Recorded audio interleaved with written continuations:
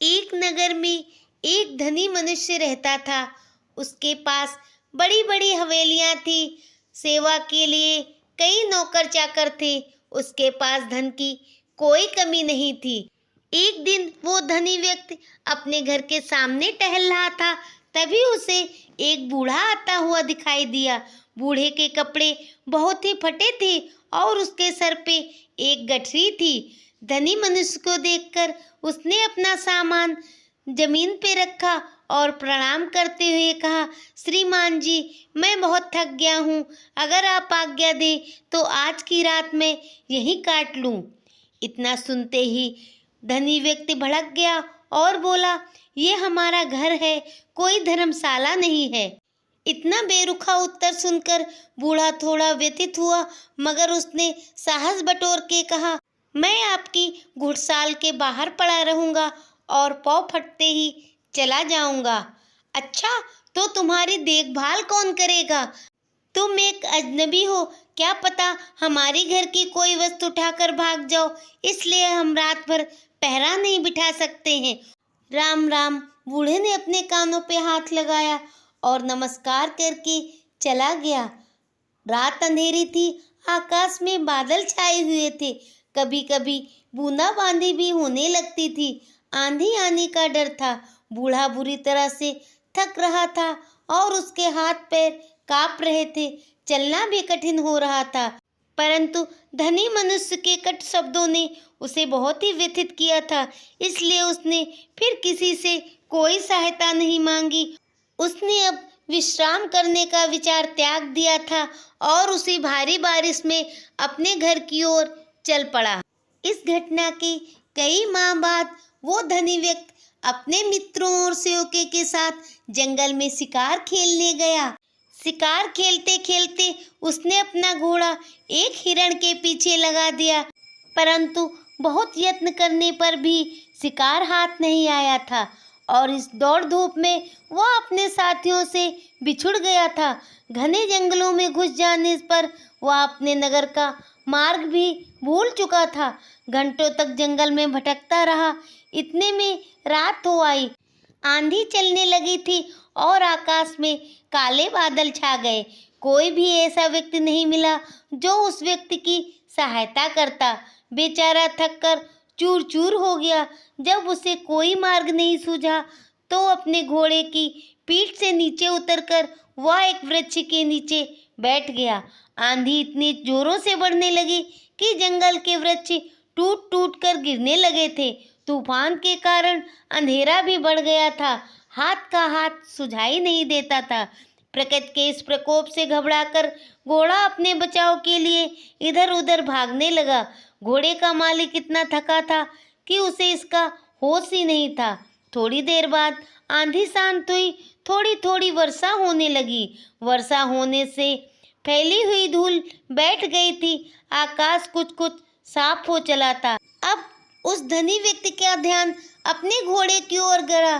घोड़ा वहां पर नहीं था।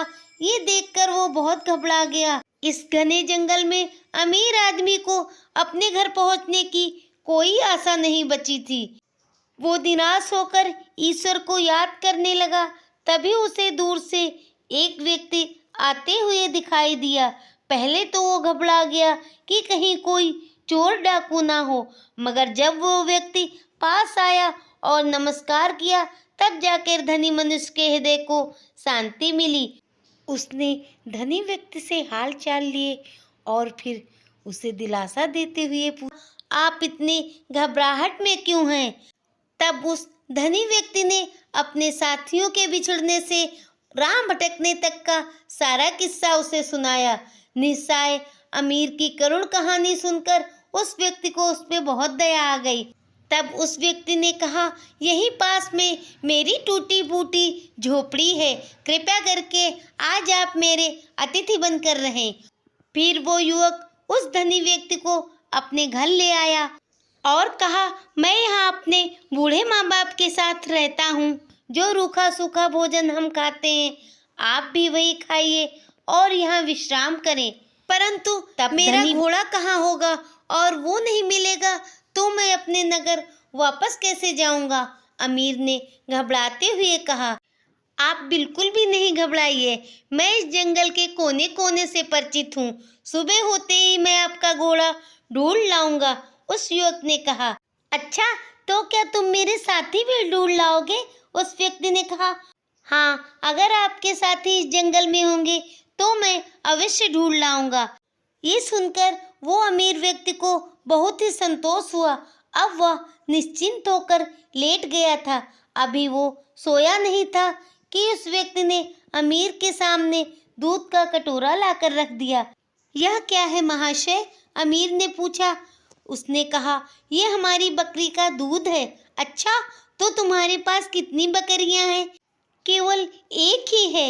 अच्छा, तो एक बकरी से तो इतना दूध नहीं हो पाएगा कि तुम भी पी सको और हमें भी पिला दो। आपने सही कहा, मेरे पास इतना दूध नहीं है। हमारी बकरी एक सेर से अधिक दूध नहीं देती है, इसलिए आज का दूध अतिथि सेवा में ही लगाया जा सकता है। आज हम लोग दूध नहीं पिएंगे। क्यों? धनी व्यक्ति ने आश्चर्य से कहा।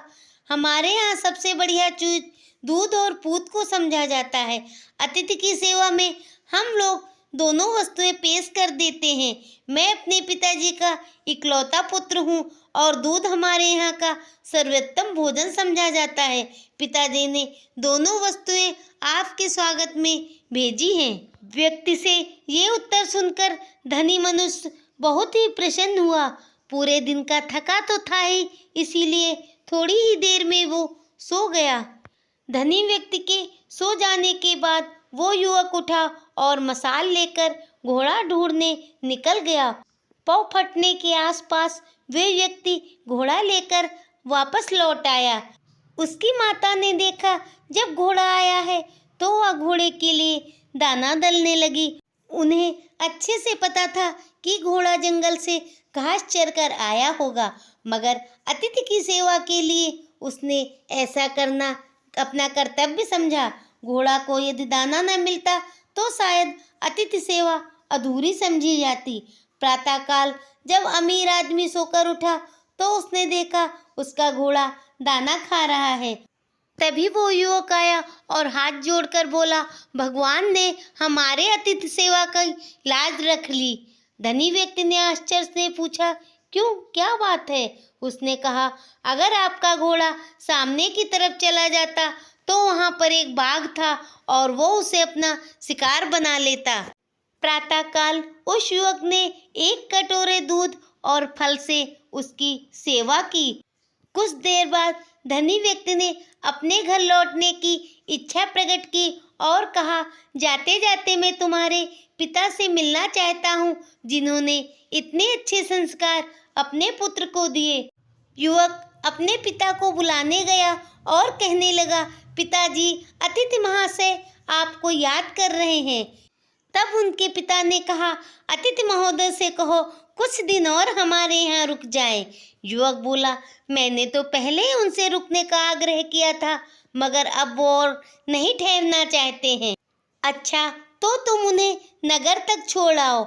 जब उस युवक को इस बात का बड़ा आश्चर्य हो रहा था कि उसके पिताजी एक अतिथि का निरादर क्यों कर रहे हैं, वो उनसे मिलना क्यों नहीं चाह रहे हैं, मगर पुत्र होने के नाते वो अपने पिता से कोई भी प्रश्न न कर सका।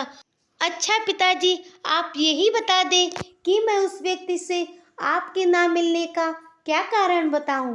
तब बूढ़े ने कहा, कह दो, मेरे पिता बहुत ही बीमार और बूढ़े हैं, वो उठकर नहीं आ सकते हैं।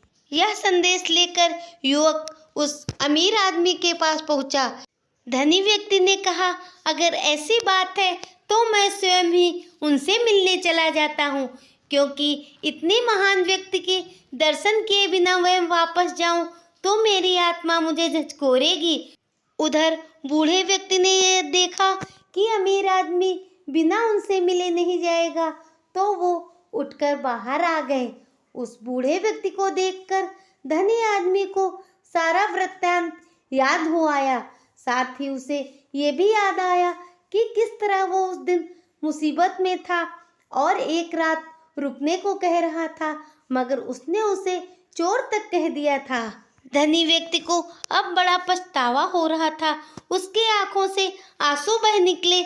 उसने हाथ जोड़ते हुए अपने दुर्व्यवहार के लिए क्षमा मांगी। वृद्ध ने कहा, आपकी ओर से क्षमा याचना का प्रश्न पैदा ही नहीं होता, क्योंकि मैं बाहर आकर आपको उस पुरानी घटना की याद नहीं दिलाना चाहता था। आपके आग्रह को मैं टाल भी नहीं सका, इसलिए मुझे यहाँ आना पड़ा। इस घटना को याद करके आपको शायद दुख हुआ हो, अतः मुझे माफी मांगनी चाहिए। कितने ऊंचे हैं आप, और आपका व्यक्तित्व कितना ऊंचा है। अमीर वृद्ध के चरणों में गिर पड़ा। उसके आंखों से आंसू बह रहे थे और ओठ फड़फड़ा रहे थे। वो ये कह रहा था, वाकई बूढ़े की झोपड़ी महलों से बहुत ऊंची है, क्योंकि यहाँ मानवता का निवास है।